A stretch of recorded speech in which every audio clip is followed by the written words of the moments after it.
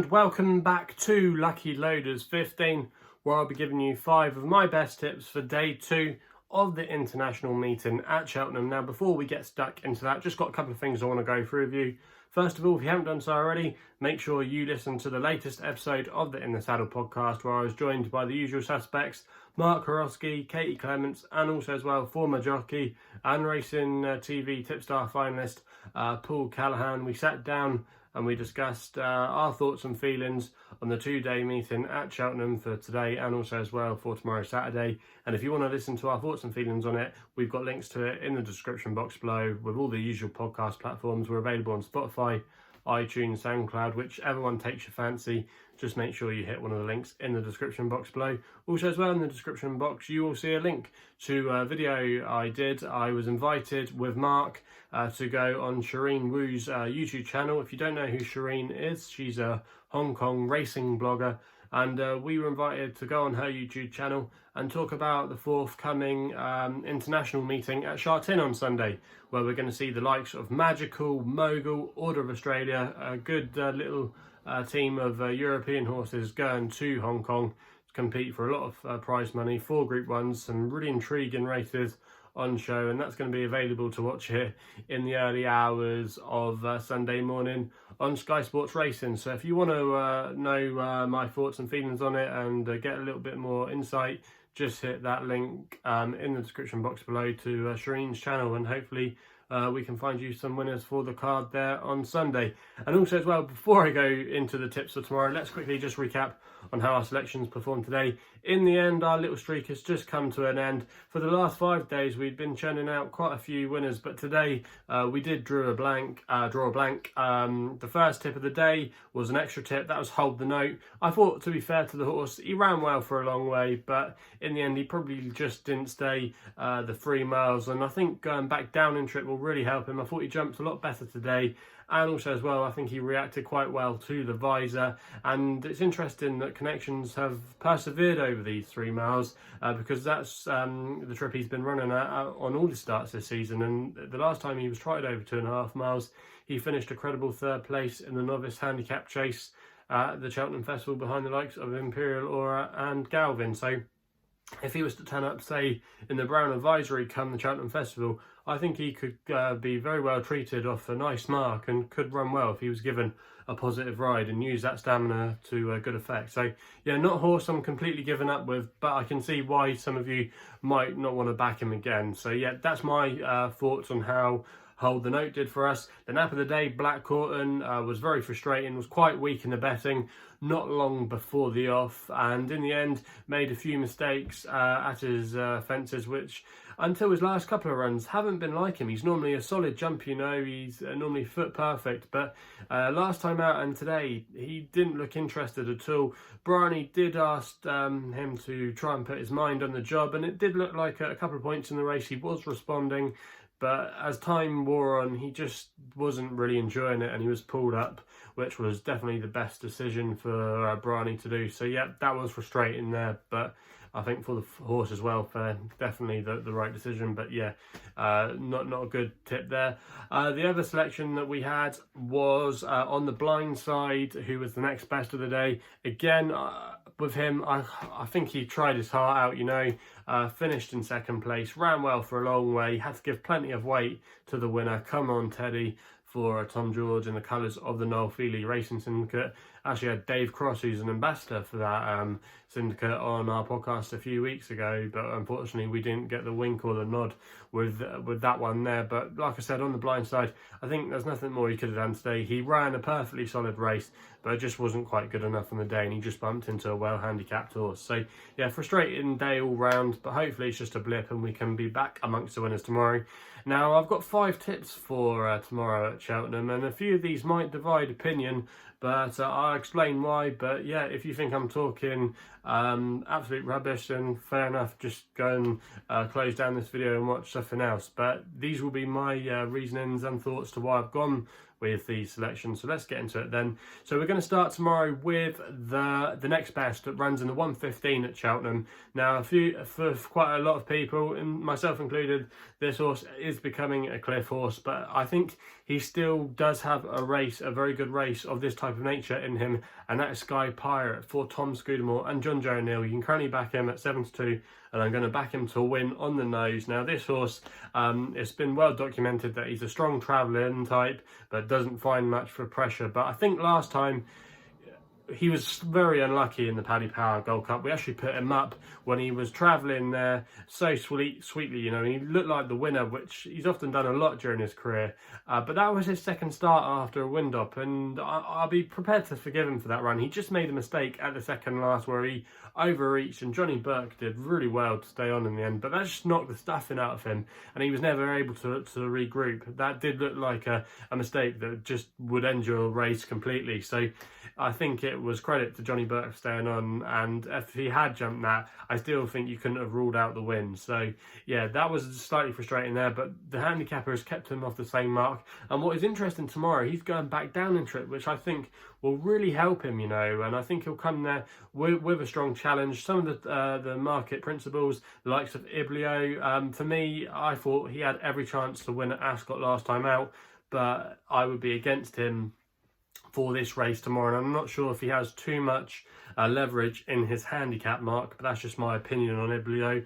And Zanza, for me, even though he was really impressive and the form does tie up quite nicely now with All Mankind, I just don't think Cheltenham is his track. In my opinion, I think he's more of a flat track specialist. I know from previous experience, I've backed Zanza a couple of times at Newbury, and that's where he's done me a couple of favours in the past, and I think that is his optimum track. And I think going to Cheltenham, I think he'll get found out by the track tomorrow, where I think Sky Pirate, who has run some of his best races at Cheltenham, and he's always made mistakes at that second to last fence, or he's been unlucky. I have said it numerous times when I've been talking about Sky Pirate. He was in the process of running a cracking race in one of the amateur races where Patrick Mullins was aboard a couple of seasons ago, and again he was travelling so sweetly, and he was brought down through no fault of his own. The horse in front of him fell and brought him down. So yeah, you can't say that he wouldn't have won that day, because I think he would have gone very close. And same kind of thing last time. I think he does very well at Cheltenham. It's a track that suits him, and I expect him to be travelling very strongly into this race. There's quite a bit of pace in here, so I think that will help as well. Carries a nice low racing weight. Tom Scudamore, road winner for John Joe O'Neill a couple of weeks ago, obviously in Trevor Hemmings colours when he won aboard Cloth Cap in the Ladbrokes Trophy at Newbury. I think there's lots to like about his chances tomorrow, and for me, I'm hoping this is finally the day where Sky Pirate can prove his doubters wrong. So that's going to be my next best, but I can understand if you don't want to back him tomorrow. We then go to the Caspian Caviar Gold Cup. And this horse, well divide opinion, but he's drifted out tonight. He's drifted out to 8-1, and that is Master Tommytucker for Harry Cobden and Paul Nicholls. Now, this is going to be an extra selection, but you can currently get 8-1 with Paddy Power and Betfair, who are offering 6 places on this race. Now, when I was looking at this race earlier in the week, I was thinking that he wasn't going to be running here. I was working at Sky in the production office earlier in the week, and I was there on Wednesday when the decks were coming in for the Peterborough Chase, and I was talking to one of my colleagues, and we were saying, oh, where do we think Master Tommytucker's going? And I was saying, oh, he'll go for the Peterborough. It makes sense, smaller field, you know, more winnable race, probably wouldn't suit him in a handicap. That's where he wants to go, and it'd probably be a more winnable race for him. But I was very surprised that he didn't get entered, or he didn't make the final field for the Peterborough Chase, because he was in the early round of entries for that race. And it's interesting that Paul Nicholls has come here, because there's more prize money on offer, and also as well, I think another angle that's really key to this is that Paul Nicholls wants to be champion trainer again. He desperately wants to get his crown back from Nicky Henderson, and it's interesting that he's decided to go the route here with Master Tommytucker, because if he thought maybe the horse wasn't up to it, he would have sent him to the Peterborough. And we were all saying a couple of months ago now, when Surname was running in the Charlie Hall, a lot of people, myself included, got egg in my face, because we said Surname, he wouldn't stay, he probably wouldn't like going left-handed, you know. He's a stupid price, really, even at 7-2. But what did he go and do? He absolutely hacked up, and the form doesn't look too bad now, does it? With I Right finishing second in the Ladbrokes. So yeah, a lot of people were putting their place that day, and a lot of people doubted Paul Nicholls when we shouldn't have. And I just think Paul, he knows exactly what he's doing. He's arguably been in a rich vein of form ever since the Persian War meeting a couple of months ago, and this is arguably probably one of the best periods of form he's had for a long period of time, you know. So I think he definitely knows what he's doing, and he wouldn't have sent him here if he wasn't confident. We know his quirks. We know that he's not always been the best jumper. He's been racing in smaller fields, and he is a bit of a quirky horse, you know. But the way he won at Haydock last time out, I think, was very, very impressive. We didn't really see any of those mistakes. It was a good round of jumping, and he comprehensively beat Good Boy Bobby, who's no mug.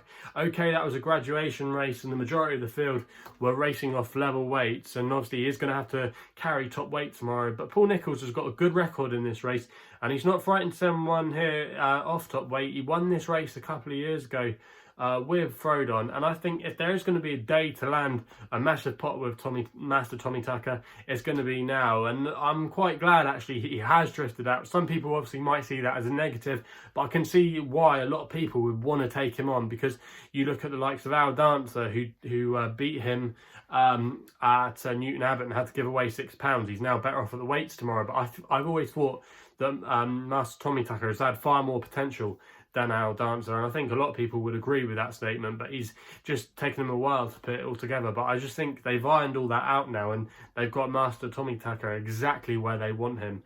And I think if he replicates his run at Haydock last time out, he'll go very close in this. Yes, I can see why, like I said, people would want to take him on, but I just think the horses that are going to be back tomorrow, like your Cepage, Windsor Avenue, those kind of horses. Also as well, Midnight Shadow, who's another horse that was on my radar for this race. I can just see why people would want to back them and probably not be with Master Tommytucker. I don't think Master Tommytucker will drift out to a crazy price.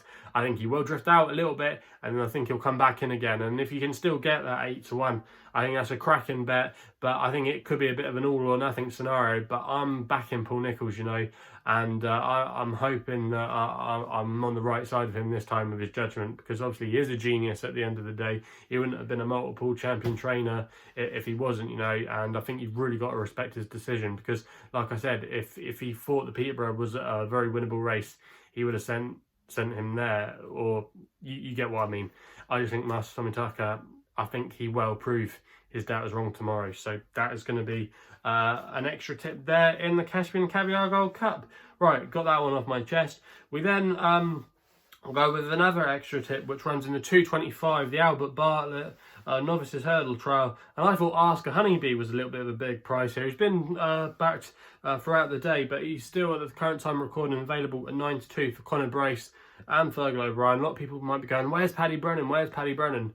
Don't worry, he's going to be riding at Doncaster tomorrow, but Conor Brace is no bad replacement. Obviously gets lots of opportunities with Fergal, based with him. And this Oscar Honeybee, yes, he's a little bit of a quirky customer, and it did take him a long time to get into top gear last time at Newcastle, but he was running on really strongly at the line. That was over 2 miles 6, and he's stepping up in trip slightly tomorrow. I think he needs every inch of the trip, and he bumped into a horse of Alain Picard's called Get Around, who's no mug. I think that horse is massively underrated by quite a lot of people. I like Get Around because he had some good form from last season over bumpers, and also as well over hurdles, and is definitely a nice horse for his connection. So I think you can maybe mark that performance up, and I think going up in trip will really help. Also as well, he beat Ashtown Lad at a Weatherby, and this time they're going to be off the same weights again. So again, I think it's another positive, really. I don't really see him reversing the form Ashtown Lad with Ask Honeybee. I think Ask the Honeybee will confirm it, and I just think going up in trip will be a massive help tomorrow. And I think the track at Cheltenham could potentially suit him as well. So going to be an extra tip there, but I think Ask Honeybee at 9-2, just going to recommend a win-only bet, can get the job done for us there. We then go to the Nap tomorrow in the 3 o'clock for the feature race of the 2 days, and that is the International Hurdle, where we are going to see the return of Goshen. But I'm not going to be going with Goshen. I've made my feelings clear quite a lot on Goshen on the Insider podcast anyway, quite a few times whenever he's been provisionally entered. I know that even though, yes, they have said they're really excited to run him, he hasn't quite been pleasing them at home. He's been scoping dirty quite a lot. I was actually in the production office working at Sky when we all thought he was going to be declared for the Ascot hurdle a couple of weeks ago, because Gary Moore had come on Sky the day before. He was chatting and saying, yeah, they're really excited to run. They're going to Ascot. And then I was looking at the BHA website not long before 10 o'clock, and I was saying to some of my colleagues, Goshen's not in, he's not in. Don't think he's going to be running. And then obviously the 10 o'clock deadline came and he wasn't in, and then we found out through a couple of sources we've got that he wasn't happy with him when they scoped him. So he has had his issues, and I think in both his flat runs as well, they really were lackluster effort. If you actually go back to when he was running on the flat before he went over hurdles, he was still showing his buzziness, his keenness to race, and that kind of element of him had gone. And sometimes, yes, I know people get carried away sometimes when we say, oh, if a horse is keen, it's bad, those kind of characteristics. A lot of the time we see them as negative, but sometimes when these horses, these stars, show those kind of those quirks, that's normally when they're running at their optimum and they're happy. But when they're not doing that, I think sometimes it's always that should be a negative, that they're not doing those signs. So the fact that he wasn't showing it on his flat runs, and then the results were suggesting he's not right, something hasn't been right with him. And to back him at a short price here of his first start of the season over hurdles, I think you must be mad to be backing him.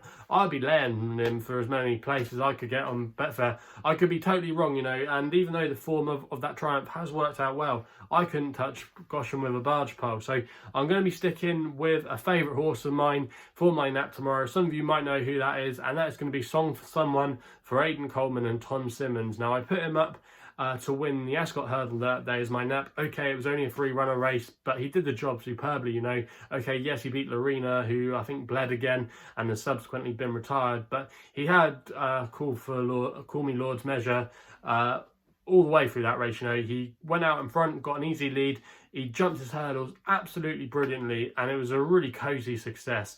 Now, the one question mark you would have, is he going to maybe lack the gears over 2 miles?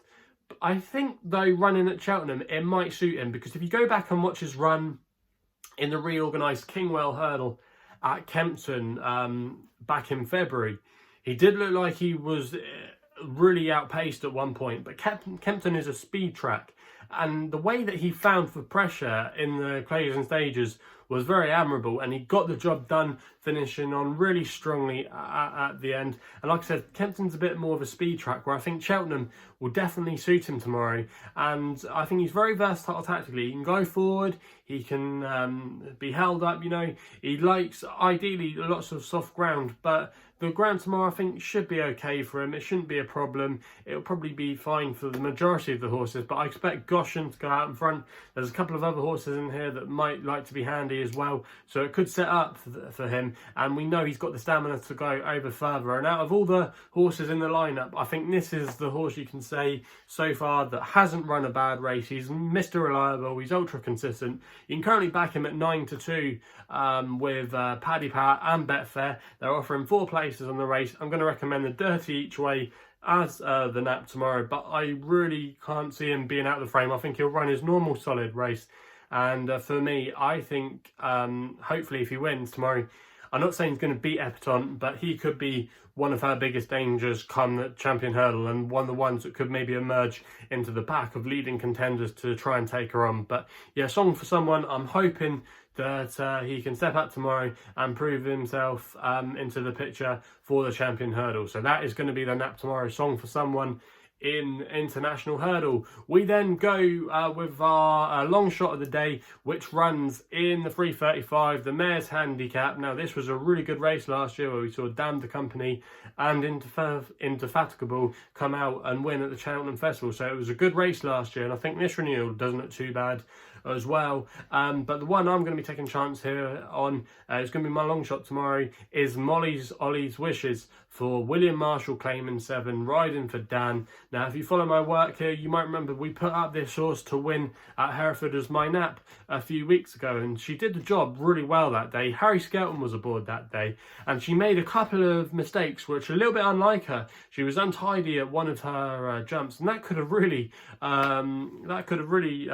paid her chances to win that race. Could have knocked the stuffing out of her and even unshipped Harry Skelton. Go back and watch the replay if you can. But apart from that, she did a very good job under a top weight, giving plenty of weight away to some of her rivals, and it wasn't a bad race for the grade. Now, the handicapper did put her up a few pounds for that run. However, with William Marshall claiming 7 off tomorrow, she's going to be running off a mark of 102, 123, and I think that's definitely workable. I think the step up and trip to 2.5, this kind of trip which she was stepped up to at Hereford, is really another good sign as well. I think it's her ideal trip. She's a strong travelling type, and I think she's got a very good chance in this race tomorrow. If you go back further for her form on her seasonal reappearance, she ran behind Ribble Valley, who ran a respectable race in the fight in 5th Grade 1 hurdle for Nikki Richards. So a lot of nice form next to her name, and I think, yeah, she's an improving a mare, and I think she's got a chance in this race tomorrow. A fairly big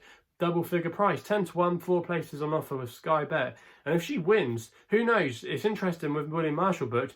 Maybe a race like the Martin Pipe. We saw the Martin Pipe winner in this race last year. Maybe we might find another one for 2021. So yeah, that's going to be the long shot of the day tomorrow. Molly's Ollys wishes. She did a good job last time at Hereford. I think she'll run another good race, hopefully for us tomorrow in the final race at Cheltenham. So quickly then, just go through the recap there. In the 1:15 Cheltenham, the next bet is Sky Pirate, 7-2 win only bet.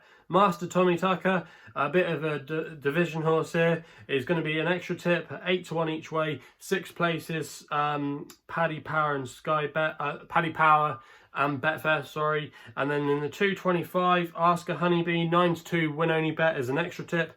The nap of the day runs in the 3 o'clock song for someone, 9-2 win only. Each way bet. That's with the 4 places on offer with Betfair and Paddy Power. And the last race of the day, we go back to Cheltenham, staying there, 3:35. Molly Ollys wishes is a long shot of the day at 10-1, and 4 places is currently on offer with Skybet at the time of recording. So they're the 5 tips for tomorrow's racing. Let me know what you like, what bets you're going to be having on the second day of the international meeting at Cheltenham. Also as well, if you haven't done so already, please make sure you hit the subscribe button and give me a thumbs up if you're enjoying these videos. If you want to follow me on social media, the best place to do so is where my handle is @LuckyLoader15. And if you want to know a little bit more about myself, my website address is www.chrisloaderracing.co.uk. So please gamble responsibly. Hopefully we can have some winners tomorrow, and we'll be seeing you soon.